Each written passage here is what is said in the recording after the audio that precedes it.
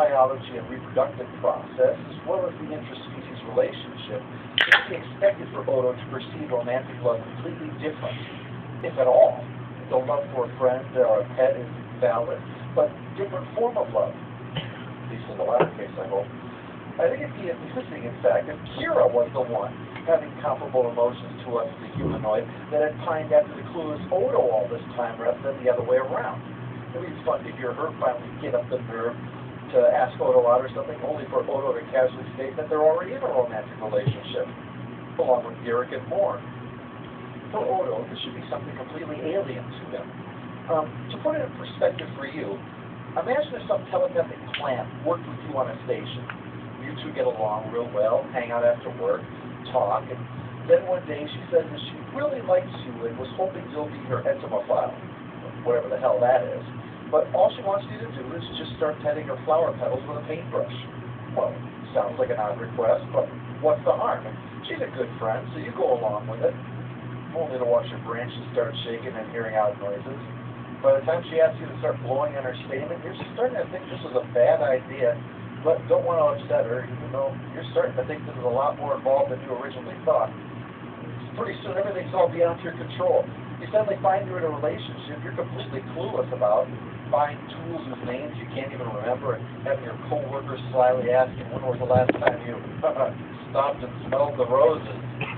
So you can imagine what Kira would wanting a relationship with Odo like this would be like for him, especially given his practical nature. I think I understand what I'm supposed to do. I don't understand why I need to do it. I mean, can't you do that yourself? After they leave, Bashir discusses with O'Brien about how Vic helps him get into some girl's pants, and Odo listens on intently. He's still obsessive over Vader as he discusses it with Quark. Yes, Quark. While I agree he probably has developed some small measure of mutual respect for him, I also firmly believe he would never, ever admit it, even if he or Quark were dying, which they actually were at one point. So I rest my case. Well, as for your opinion, you did. I came here to talk about a missing shipment of growth clusters. Yep. Odo is willing to talk about his love life with anyone who walks through the door. Quark is about the kind to get pretty good in the circumstances. You're not exactly the most lovable person in the galaxy. You're not even the most lovable person in this sector. It's on my middle finger. On the station. That's good. Word on your middle finger for now. You're cold. Rachel. Should I? Remote. I would. Is it disrespectful to you? No.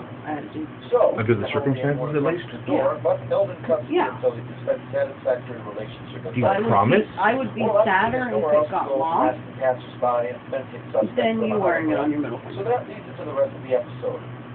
What, we're halfway I need through you the to review, be what you got there? completely and 100% honest. And I need you on top of that to tell me to do it. And he hates reading.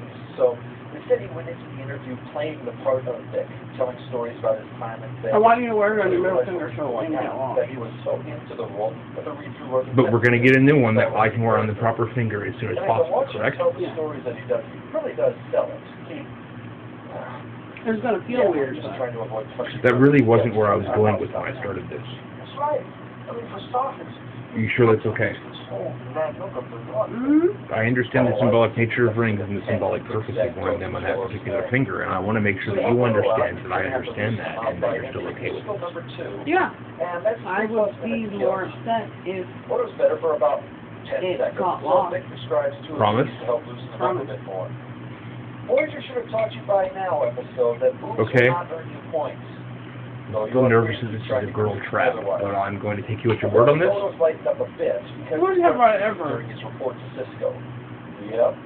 And Cisco started I don't bringing go back along. on the thing because Yes, she's Ben good Cisco about is stuff not like only that. cheap into the Bajorans and kicks super soldier Okay. ass from 9 to 5. He has a voice that once caused a pair of panties to spontaneously combust.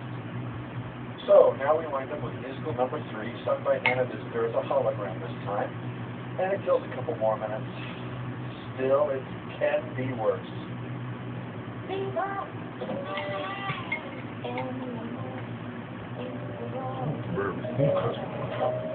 Odo tries working with the Kira hologram, but all she does is make Odo realize he'll screw up if he tries it with the real Kira, so he leaves.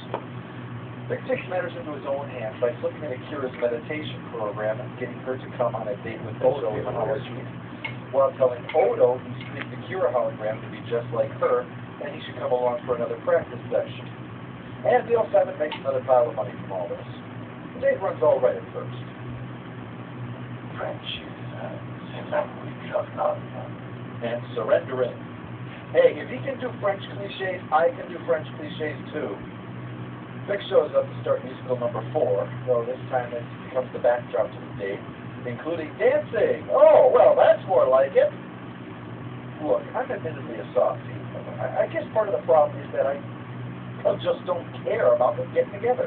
So this is pointless to me. And hell, even Nana Visitor and Renee Auberjonois isn't either, so that's part of the problem. If you reduce the episode down to its component parts and look at them all, but they're fine. They structurally make sense. But put them back together again, and if you don't care, there's just not a whole lot to carry it. The one thing we really learn about Odo in all of this is that he really needs someone to just talk to about his feelings. I mean, that's why he's unloading on the board. Holograms, passive Jemadar fighters, the replicator, anyone willing to listen. And finally getting the teller to stroke Kira probably is very relaxing for him. Odo finally finds out Kira's the real thing. And like a complete pussy, he walks out. And when Vic calls him on the comm later to point out why it was necessary to finally kick him in the ass, he terminates it. Oh, well, maybe Quark's around to talk to about this, or some guy in holding. I'm sure that'd be a fountain of useful information. The secret to a good relationship is knowing how much liquor it takes to knock her out without killing her first. Because of this complete lack of balls, Kira has to sort this out herself, but he seems about determined to screw it up anyway. She finally forces the issue until it becomes an argument, and then he just kisses her right there on the promenade. That, as all fiction has taught us, fixes everything, and he patches it up with Vic. Vic then closes out the episode with musical number 5 and roll the end credits. Post-episode follow-up. Annoying character goes to whoever's responsible for putting so many musical numbers in this episode. Yes, technically not a character, but they're the one who ruined it for me the most. Because there is still the occasional bit of confusion about this, let me preface the score with the reminder. All scores are relative to the series. They do not represent some nebulous measure of the ineffable quality of good. And by definition, only half the episodes can be above average for a series.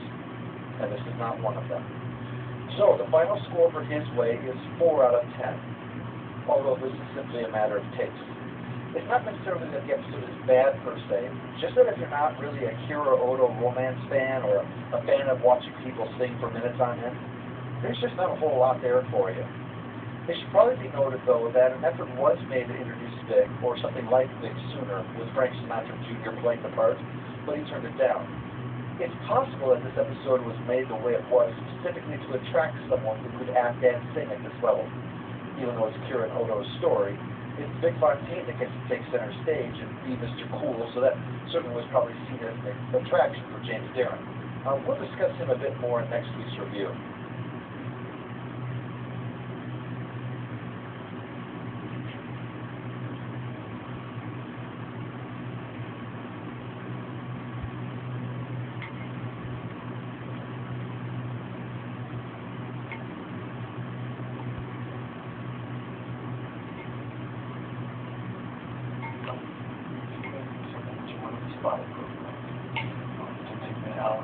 Russian accent, but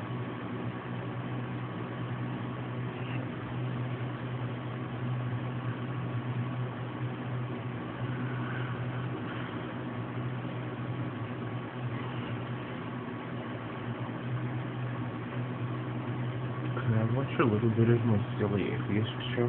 Mm-hmm. It's an hour, so I'm not trying to say I need to watch the whole thing, but just a bit of it. Have fun. Like they used to cut them up into funny little parts that were easy to watch. Like for 6 months, almost a year, they didn't post any. And now when they post them, it's just the whole thing.